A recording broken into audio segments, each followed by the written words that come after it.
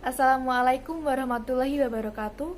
Nama saya Amelia Salihma Saila dari kelas 11 IPA 4 nomor absen 4.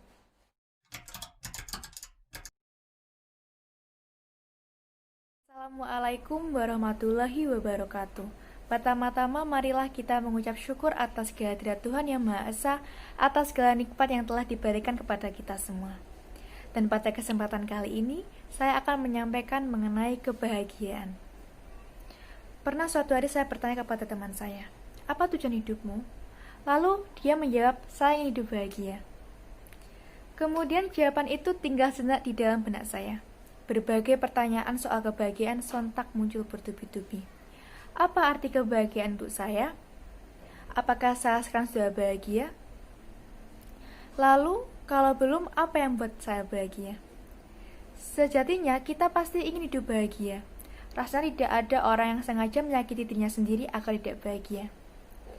Tapi menurut saya, terkadang kita ingin hidup bahagia tanpa sebelumnya mengetahui benar apa yang membuat kita bahagia. Pencarian kebahagiaan itu sendiri sepertinya tidak akan berhenti dalam satu masa hidup saja.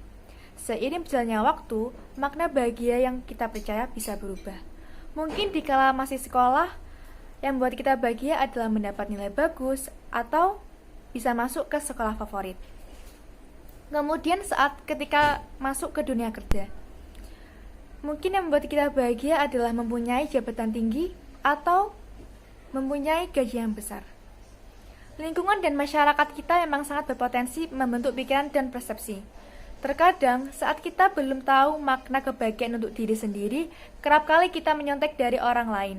Melihat segelintir orang di dalam media sosial terlihat bahagia saat mereka bermesraan dengan kekasih, baru membeli kendaraan mewah, atau tinggal di rumah bak istana. Lalu semerta-merta mengikuti apa yang mereka lakukan, seolah-olah bahagia itu hanya soal materi, kekuasaan, dan tingkat afeksi tertinggi yang menghadiahi kita pengakuan. Jujur, saya pun masih belajar memaknai kebahagiaan dalam hidup, hingga sampai suatu saat saya membaca pernyataan seorang filsuf bernama Epicurus. Beliau adalah seorang filsuf yang mencari dan melakukan eksplorasi secara mendalam tentang arti kebahagiaan. Menurutnya, manusia sering salah dalam mengartikan kebahagiaan, yang menitik beratkan kepada asmara, uang, pekerjaan, jabatan atau kekuasaan, dan kemewahan. Ia menemukan banyak sekali pasangan tidak bahagia karena banyaknya lika-liku hubungan asmara. Mulai dari kecemburuan, perselingkuhan, hingga berujung pada kekecewaan. Tanpa sadar manusia suka sekali menggantungkan kebahagiaan pada pasangannya hingga melambungkan ekspektasi terlalu tinggi. Kemudian soal uang, kekuasaan, dan pekerjaan. Banyak orang berpikir jika mempunyai uang banyak, rumah mewah, perusahaan besar, mereka akan bahagia.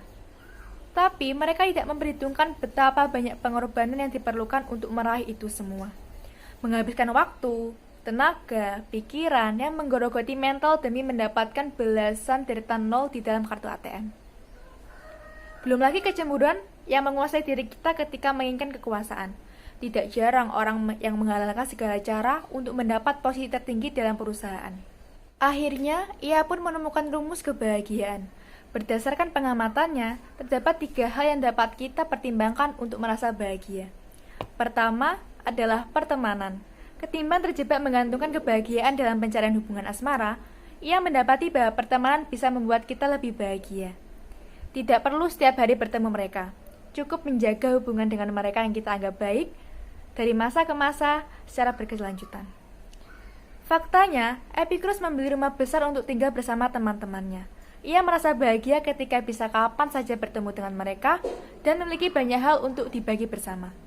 Dan tidak merasa sendirian. Sedangkan tentang pekerjaan, uang, dan kekuasaan, Epicurus percaya bahwa apabila kita bekerja sendiri atau dalam perusahaan kecil dengan sedikit orang, dapat membuat kita lebih bahagia.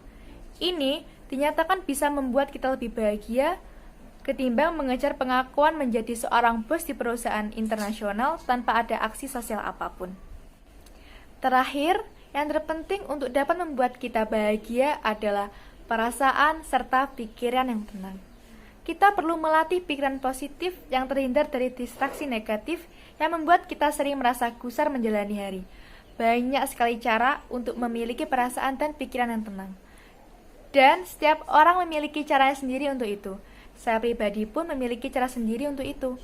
Sekedar mendengarkan lagu dan memejamkan mata, atau menonton variety show, atau melihat Cotton Candy Sky di sore hari sudah membuat perasaan saya menjadi tenang. Namun, pilihan-pilihan yang ditawarkan Epicurus ini tidak membatasi eksplorasi kita memaknai kebahagiaan untuk diri sendiri. Selain dapat memberikan betul-betul 3 hal utama di atas, kita juga bisa mencoba untuk sejenak memberi waktu pada diri sendiri, memberikan memori yang benar-benar membuat kita bahagia. Ingatan yang menyelimuti diri dengan kepuasan batin. Sambil kemudian menciptakan kerangka baru dalam benak untuk berani mengubah hidup sesuai dengan arti kebahagiaan yang kita percaya. Oke, sekian dapat saya sampaikan. Bila ada kesalahan, saya meminta maaf yang sebesar-besarnya.